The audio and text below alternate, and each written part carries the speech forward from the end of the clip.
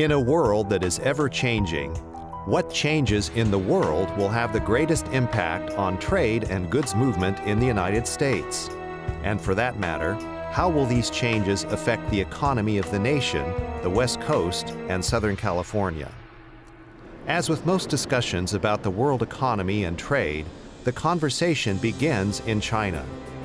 What will happen as the nation supporting the largest population and now incurring the greatest use of world energy supplies continues to expand and evolve? Many economists now believe China will emerge as the world's biggest economy by 2019. What are the repercussions of China becoming #1 in gross domestic product? A few trends in this area are becoming apparent. First, China's wage scale will continue to rise, making production costs increase compared to other low-cost labor sources, such as neighbors Vietnam and Cambodia. The chase for the cheapest labor in manufacturing will continue. China already has surpassed Mexico in terms of average annual wages. In 2013, China's average monthly wages were 50% higher than Mexico's. This trend could result in some manufacturing spreading to other parts of the world, including South Asia, South America, and parts of Africa. Closer to the West Coast, the recent pay scale increases in China may rekindle some of the dynamism of the maquiladora manufacturing system in Mexico. As factories ramp up south of the U.S. border, opportunities for near-sourcing supplier services could lead to a restructuring of the production process, facilitated by geographic land access to the United States. Historically, labor has always been moving, whether it was from England to New England and New England to the South and South to other parts of the world, and certainly the countries that we're talking about. Central America, South America, Central Asia, Africa, those are all going to be areas of the world that there's a lot of room for development. All of the countries that are countries that are seeking to build wealth are going to have to start out somewhere, and they usually start that with labor-intense industries. A second trend in China is the maturation of the internal consumer market. As China's workers acquire more disposable income and savings become available for spending, the distribution of goods will focus more on supplying the domestic Chinese market. The end result will be fewer goods leaving China for export purposes. Chinese leaders understand the need to balance their economy with more internal consumption and less reliance on export revenue to support sustainable growth. A third trend coming out of China is a series of plans to increase the value-added aspect of productivity. In order to accommodate rising wages and compete with other nations at the upper rungs of the economic ladder, China realizes it must emphasize innovation and engineering, along with creativity and upscale services. The phrase that permeates the halls of strategic planners in China today is, "Products must be innovated in China, not just made in China." This means products and services must include higher levels of locally created artificial intelligence, software capability, and remote interconnectivity. Related concerns about intellectual property rights also will need to be resolved. If I was in China in a planning capacity, I'd be looking to not only continue growth from an export perspective, but serve that emerging middle class. Some of the figures that I've read, for example, is that people that have risen from the poverty level into middle class is equal to the entire population of the United States. So you have to be in a position to educate that middle class and help to make them be more innovative, but also serve that market with the products and services that traditionally have been exported from China. But I think it has a lot to do with training and education and elevating the games of individual people so that sectors and regions of the country and ultimately the whole country remains competitive moving forward. A fourth issue in China that must be addressed is the overabundance of pollution caused by rapid, unchecked factory growth and the largely unregulated use of oil and coal and industrial chemicals. According to World Health Organization guidelines, several of the most polluted cities in the world are located in China. The dark cloud of air pollution over major cities such as Shanghai and Beijing is derisively termed airpocalypse by many local residents. Environmental hazards in China serve as an ominous cautionary warning for other rapidly industrializing nations, including India, which is suffering from similar pollution problems. In Southern California, the San Pedro Bay has been successful in combating many of the environmental problems associated with rapid growth and massive goods movement operations.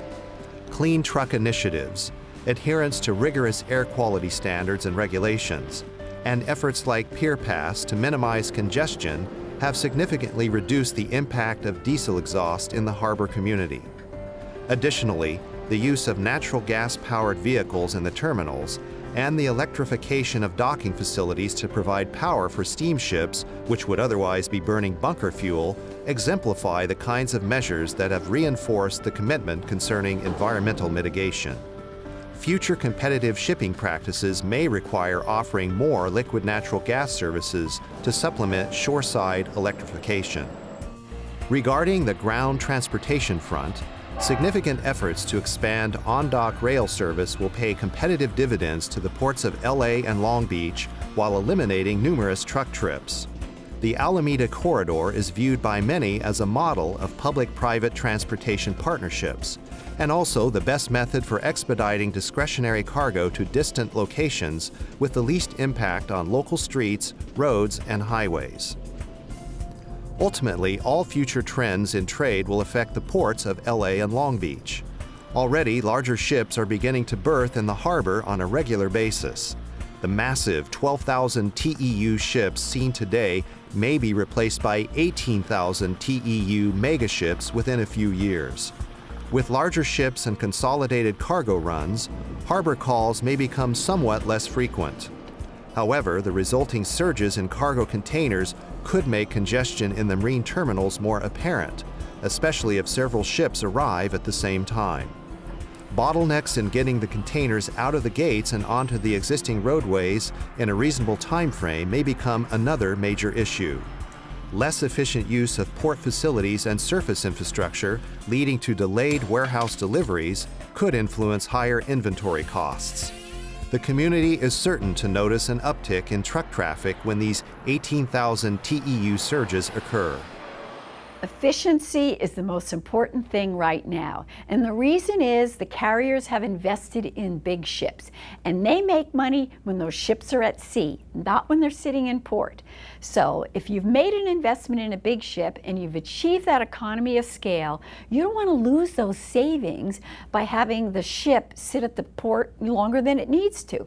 You're going to want to make sure you bring that ship to a terminal that can perform at a certain efficiency level, and that is why there's a lot of focus now on the terminals in terms of improving efficiencies. And with the carriers forming alliances, they have a lot of bargaining clout, a lot of clout in kind of pushing the terminals to achieve those performance levels. In spite of any potential cargo surges, the megaships would seem to provide a competitive advantage for the ports of Los Angeles and Long Beach because of the deep harbors there and the enormous crane facilities capable of servicing the container volume. Few facilities in the U.S. have the capacity to effectively handle such large ships on a regular basis. But shippers will be reluctant to send goods through Southern California if political and community opposition make it difficult to move cargo quickly through the system. Near-term 24-hour operations have been suggested by some as a strategy to attract and service more goods in an already well-equipped infrastructure. On the surface, this would appear to provide more job opportunities. Yet, the tide of technology is turning toward automation to provide more productivity while also lowering costs over time. It appears certain that both bigger ships will arrive and more automation will be implemented. The Port of LA and Long Beach has the deep waters. They have great terminals. The infrastructure is being invested in heavily. They got great rail lines. We got the highways, the freeways, and so forth. So we're positioned well, logistically speaking, compared to anywhere else on the West Coast. So we're in a good place. The reality is that 70% of our cargo probably is going to come through this port no matter what because of how close it is to where it has to be delivered.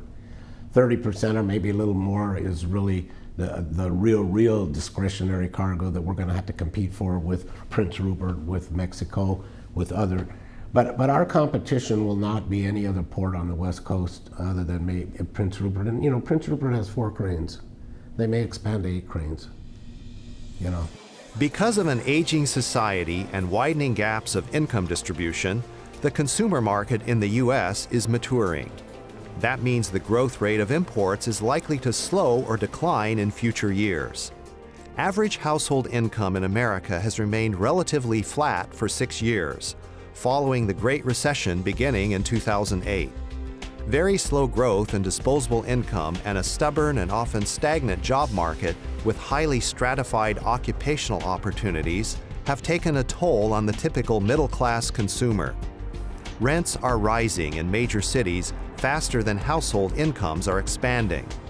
Population growth has mostly leveled off in the U.S., meaning that overall demand-driven consumer activity will not take great leaps forward in the near future. Large consumer markets will propagate in nations where major development is either taking root or beginning to flourish.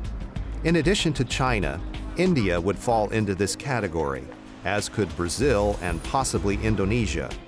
Long term, there may be possibilities in South Africa and other African nations such as Kenya. Turkey remains the brightest hope for a burgeoning consumer market in the Middle East, largely because of its relative stability, openness to the West, large population, and vibrant economy. Development of new technologies and new forms of resource acquisition in just a few short years have placed the United States in a much more competitive position on the energy front. These new technologies make it conceivable to start thinking about bringing some manufacturing back to the USA because of a lower cost of more abundant energy closer to home. Manufacturing and processing thrive on low-cost energy, in addition to low-cost labor and materials. Should this homegrown energy begin to fuel more U.S. production work, it would likely have some impact on the amount of importing and exporting done through the West Coast. At present, the full impact of more abundant, cheaper energy on a large scale is yet to be determined. I see the U.S. system as becoming, it already is the largest, but the most diverse energy system. And it's that diversification that should be viewed very positively. Creating more electricity with renewables is good.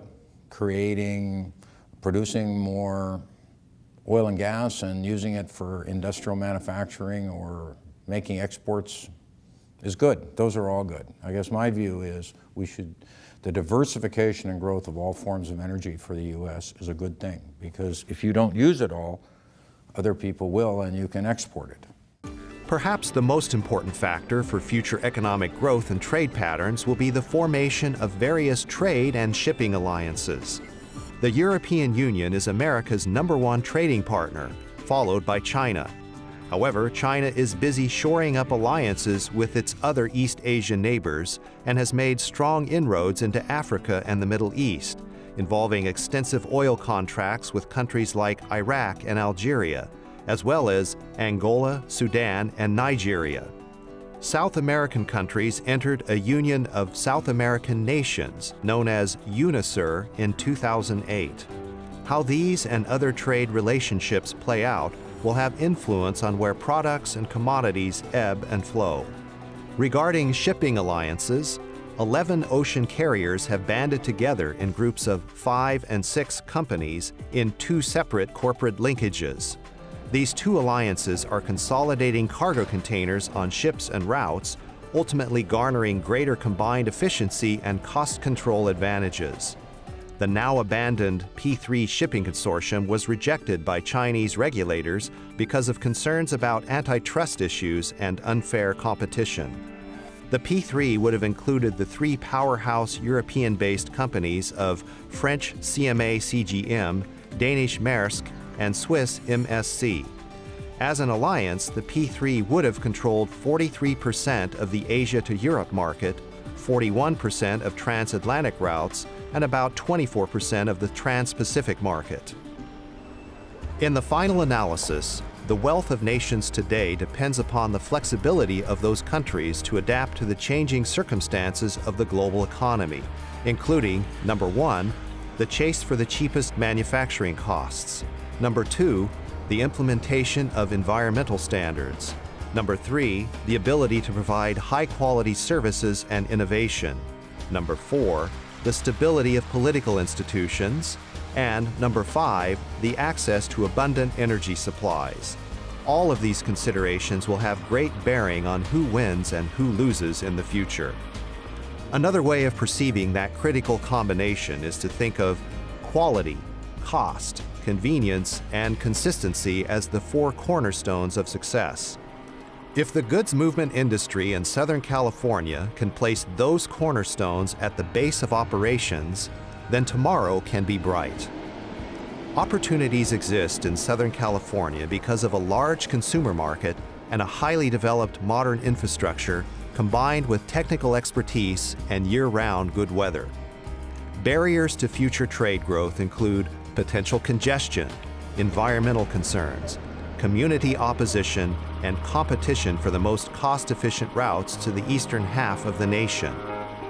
The future belongs to those who can see it and then plan appropriately for it.